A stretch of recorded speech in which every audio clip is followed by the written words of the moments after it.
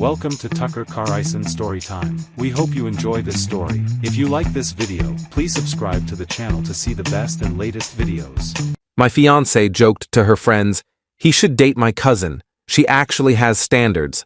I said, "Good to know." That night, I called her cousin and repeated every word a month later when I walked into the family gathering with her. My fiancée's face shut the whole room down. I'm Nolan, 32, and I'd been engaged to my fiancée Rebecca for 8 months when she decided to humiliate me in front of her friends. That decision ended up being the best thing that ever happened to me, though she definitely wouldn't see it that way. Rebecca and I had been together for 3 years total. We met through mutual friends at a barbecue, hit it off immediately, and fell into one of those relationships that just felt easy at first. She was smart, funny, had a good job in marketing. I thought we complemented each other well. Her family seemed to like me. My family loved her. Everything looked perfect on paper. But about 6 months into our engagement, things started shifting. Little comments here and there. She'd make jokes about my clothes, my car, the restaurants I'd choose, nothing too harsh, always delivered with a laugh, but they added up. Her friends would laugh along, and I'd smile like I was in on the joke, but it stung. The breaking point came on a Friday night 3 months ago. Rebecca was hosting a girls' night at our apartment. Her and 4 of her closest friends, wine, cheese, the whole setup. I was supposed to be out with my buddies, but our plans fell through last minute. I came home around 9 p.m., planning to just grab some food and hang out in the bedroom so I wouldn't interrupt their night. I walked in quietly, heard them laughing in the living room. I was heading toward the kitchen when I heard Rebecca's voice rise above the others. "Honestly, sometimes I think Nolan should just date my cousin Sienna instead. She actually has standards." The whole group burst out laughing. One of her friends said something like, "Oh my God, Rebecca, that's brutal." And Rebecca responded, "I'm serious though. Sienna would never let him wear those awful sneakers he loves. She'd have him shaped up in a week." More laughter. I stood there in the hallway, frozen, holding my keys. Another friend chimed in, "Wait, isn't Sienna the one who's like super put together? The lawyer?" "Yeah," Rebecca said. "She's gorgeous, successful, actually knows how to dress. She'd never settle for someone who thinks Olive Garden is a nice dinner." I'd taken Rebecca to Olive Garden once, 2 years ago, because she'd mentioned craving breadsticks. Apparently that was still being used as ammunition. I didn't storm in. Didn't make a scene. I quietly walked back out of the apartment, sat in my car for 20 minutes, and thought about what I'd just heard. Not just the words, but the tone, the casual cruelty, the way her friends had laughed like I was a punchline. Then I thought about Sienna. I'd met Rebecca's cousin Sienna multiple times at family events. She was 30, a corporate attorney, and yeah, she was stunning. More than that, though, she'd always been kind to me. We'd had actual conversations at family dinners while Rebecca was off talking to other relatives. Sienna would ask about my hobbies, my work, actually listen to the answers. I'd always noticed she seemed a little uncomfortable with Rebecca's snide remarks about people, including me. Now that I thought back, I'd always thought she was cool, but never considered anything beyond that, because, well, I was with Rebecca. I pulled out my phone and found Sienna's number. We'd exchanged contact info months ago when we were planning a surprise birthday party for Rebecca's mom. I sent a text. "Hey Sienna, it's Nolan. I know this is random, but do you have time for a call?" Something happened, and I could use an outside perspective. She called me 10 minutes later. "Nolan? Is everything okay?" She sounded genuinely concerned. "I don't know," I said honestly. "I just overheard Rebecca say something to her friends that's really sitting wrong with me. Do you have a few minutes?" "Of course. What happened?" I told her everything, word for word, as close as I could remember. There was silence on the other end for a long moment. "Nolan, I'm so sorry," Sienna finally said. "That's incredibly disrespectful. You didn't deserve that. The weird part is, she specifically said you'd be better for me because you have standards. like I'm some project that needs fixing. Sienna laughed, but it wasn't mean. That's ridiculous. First of all, you're fine exactly as you are. Second, Rebecca's been making comments like that about you for months at family stuff I've noticed. It's always bothered me. I even pulled her aside once after a dinner and told her to ease up, but she brushed it off. Really?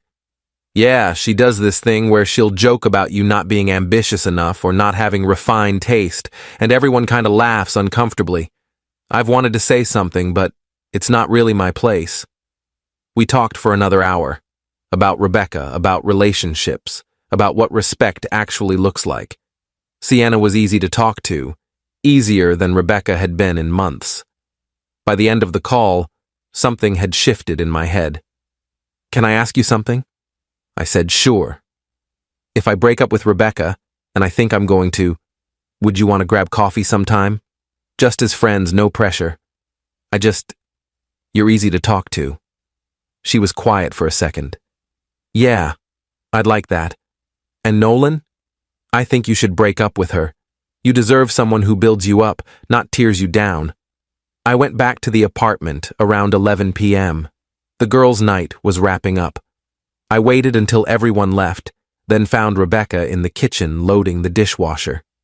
We need to talk, I said. She turned around, smiling. Hey, babe, I didn't know you were home. How was guys' night? It got canceled. I came home around 9. I heard what you said to your friends. Her face went pale. Nolan. About how I should date your cousin instead of you because she has standards. About Olive Garden. About my sneakers. I heard all of it. I was joking. No, you weren't. And even if you were, that's not how you talk about someone you love. I'm done, Rebecca. I'm moving out this weekend.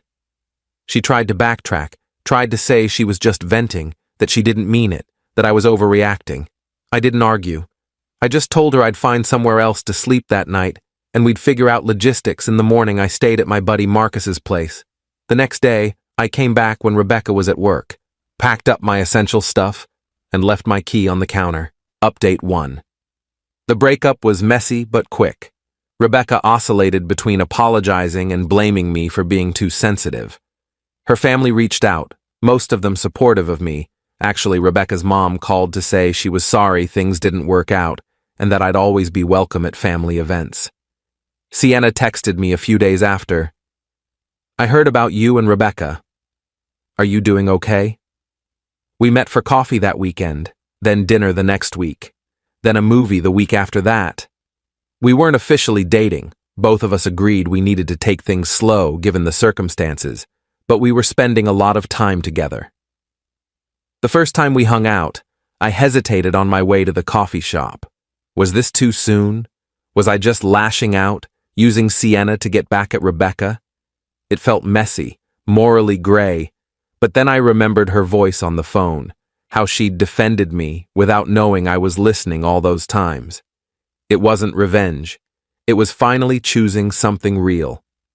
Still, I promised myself I'd keep it platonic until I was sure. Sienna was different from Rebecca in every way that mattered. She listened. She asked questions. She laughed at my jokes without making me the punchline.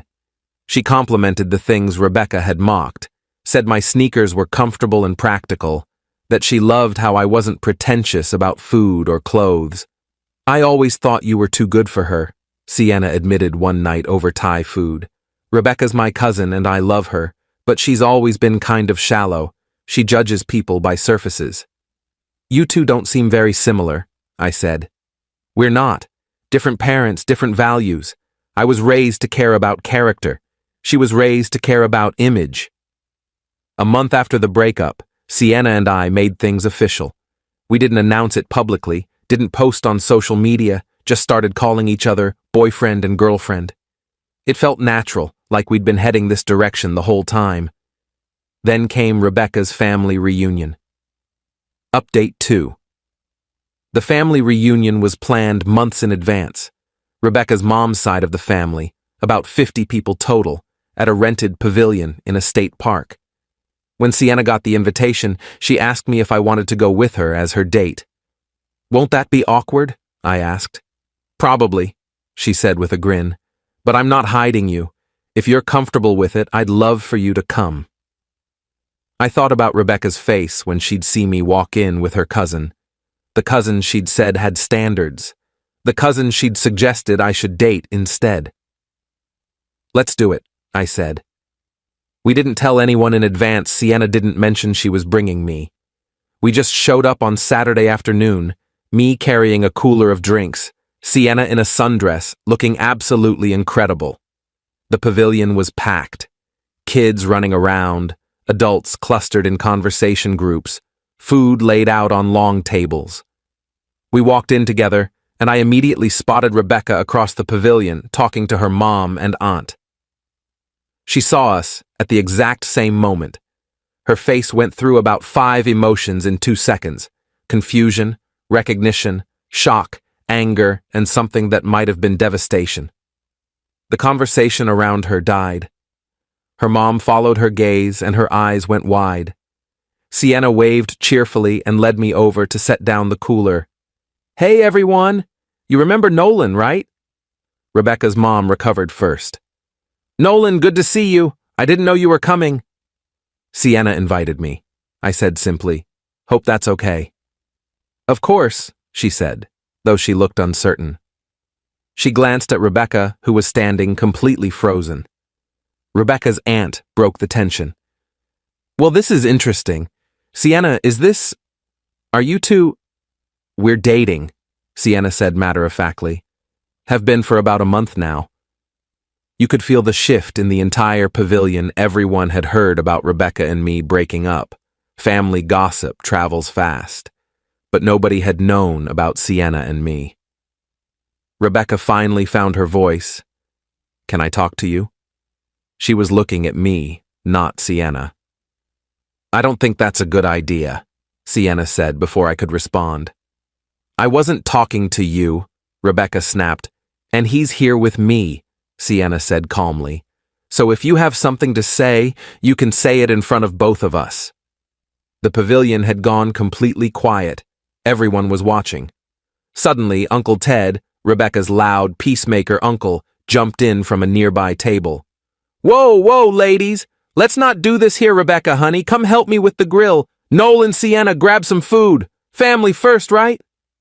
He tried herding Rebecca away, but she shrugged him off, eyes locked on us. Ted hovered awkwardly, muttering about burgers burning, before giving up and slinking back to his spot. Rebecca's face was red. "You're dating my cousin? Are you serious right now?" "You told your friends I should date her instead of you," I said evenly. "You said she has standards, so I took your advice." That was a joke. It wasn't funny. And honestly, Rebecca, you were right. Sienna does have standards. She doesn't make me feel small. She doesn't mock me in front of her friends. She actually likes me for who I am. Rebecca looked at Sienna. "How could you do this?" Sienna shrugged. "How could I date a good guy who you treated poorly and then dumped? Pretty easily, actually." Rebecca's mom stepped in. "Okay, let's all take a breath. This is a family event. We can all be adults here." "I'm being an adult," Sienna said. "I'm just not going to apologize for dating someone who's available and who I care about." Rebecca grabbed her purse and left, just walked straight to her car and drove away. Her mom went after her but came back 10 minutes later saying Rebecca had already gone. The rest of the reunion was actually fine. A little awkward at first, but people warmed up quickly. Sienna's parents were there, and they were incredibly welcoming to me. Several relatives came up privately to say they were glad I'd moved on, and that Sienna and I seemed happy together. We stayed for 3 hours, helped clean up, and left holding hands. Update 3. The fallout from the reunion was predictable. Rebecca apparently had a meltdown to her immediate family about how betrayed she felt, how Sienna had violated girl code, how I was vindictive and cruel for bringing up what she'd said at girls' night. She'd tried calling and texting me a few times in the week after, stuff like, "We need to talk and this isn't over." But I kept responses short or ignored them. Sienna's mom called her the next day. I was there when she took the call. "Mom, I'm not apologizing.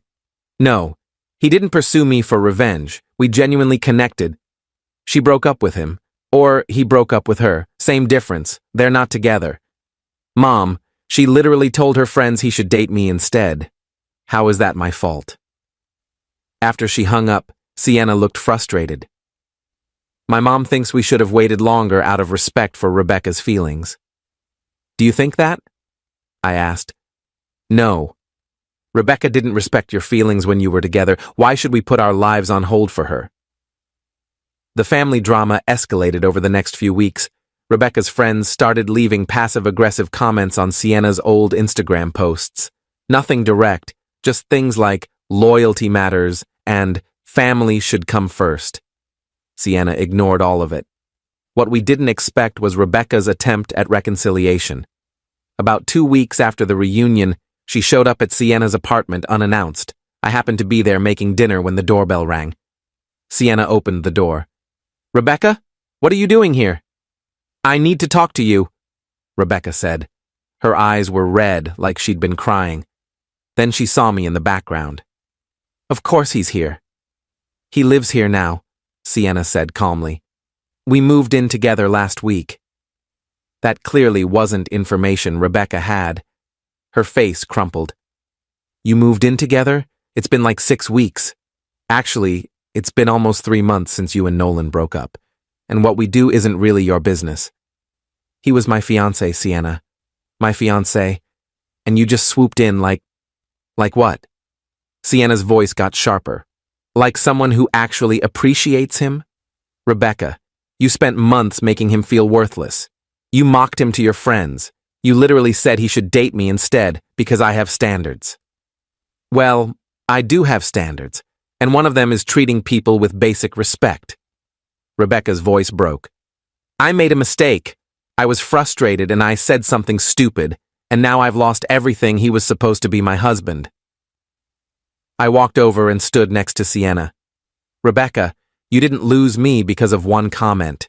You lost me because of a pattern. The comment at girls' night was just the moment I finally heard it clearly. I can change, she said desperately. I've been going to therapy. I realize I was taking my stress out on you, and it wasn't fair. I want to fix this. There's nothing to fix, I said gently. I've moved on. I'm happy. I hope you find that too. But it's not going to be with me. Rebecca looked at Sienna. You're really going to do this? You're really going to marry him knowing he was supposed to marry me? Nobody said anything about marriage, Sienna replied. But yeah, I'm really going to date him. I'm really going to build a life with him. And I'm not going to feel guilty about it because you didn't value what you had. Rebecca wiped her eyes. I hope you're happy together, she said bitterly, and left. After the door closed, Sienna turned to me. That was intense. You okay? I asked. Yeah, are you? I pulled her into a hug. I'm good. That needed to happen. Final update. It's been 6 months since the family reunion, and life has settled into something really good. Mostly Sienna and I are still together and stronger than ever. We've talked about marriage, not immediately, but it's in our future. We're taking our time, building something solid. Rebecca moved to another city about 3 months ago. Got a job transfer, fresh start, all of that. From what I hear through the family grapevine, she's doing better, still single, but working on herself. Sienna's mom said Rebecca apologized to her for causing family drama, which is progress, I guess. The family dynamics have mostly normalized, but not perfectly. Sienna and Rebecca's mom have repaired their relationship. We still get invited to family events, and we go to most of them, though it's awkward when someone brings up Rebecca or gives us side-eye. Rebecca doesn't attend when she knows we'll be there, which is probably for the best. I still feel a twinge of guilt sometimes, like maybe we could have handled the timing better, or worry that some relatives judge us as the scandal couple. My family loves Sienna. My mom told me last month that she always thought Rebecca was a bit much, but didn't want to say anything while we were together. Thanks, Mom, helpful timing. The weirdest part is running into Rebecca's old friends occasionally. A couple of them, have actually apologized to me for laughing that night at girls' night. One of them, Jessica, told me she felt terrible about it afterward, but didn't know how to bring it up at the time. I appreciated that. Sienna got promoted at her firm 2 months ago. We celebrated with a weekend trip to the mountains. No fancy restaurants, just hiking and campfires and terrible camp food. It was perfect. That's the thing about being with someone who actually likes you. The simple things become enough. I think about that night sometimes, standing in the hallway listening to Rebecca mock me to her friends. It was humiliating and hurtful, but it was also clarifying. It showed me what I'd been accepting, what I'd normalized. Sometimes you need to hit rock bottom in a relationship to realize you've been settling. Rebecca taught me what I don't want. Sienna is teaching me what I deserve. Last week, Sienna and I were having dinner at home. Nothing fancy, just pasta and wine. And she said something that stuck with me. "You know what I love about us?" she said. "We don't have to pretend. You wear your comfortable sneakers and I think they're cute. You take me to casual restaurants and I have fun, we just fit." She's right. We do fit. Not because either of us changed who we are, but because we appreciate who the other person already is. It's not perfect. Family gatherings can still be tense. And yeah, I catch myself overthinking if this all happened too fast sometimes. But it's real. As for Rebecca, I genuinely hope she finds that too. I hope she finds someone who loves her completely and who she doesn't feel the need to change or criticize. I hope she learns that relationships built on trying to improve someone are relationships built on sand. But mostly, I just don't think about her anymore. I'm too busy being grateful for what I have now. A partner who sees me, values me, and chooses me every single day without reservation. Even if not everyone gets it. Turns out Rebecca was right about one thing. Sienna does have standards. She has standards for how she expects to be treated and how she treats others. And somehow, miraculously, I meet those standards exactly as I am. That's not something I'm ever taking for granted again.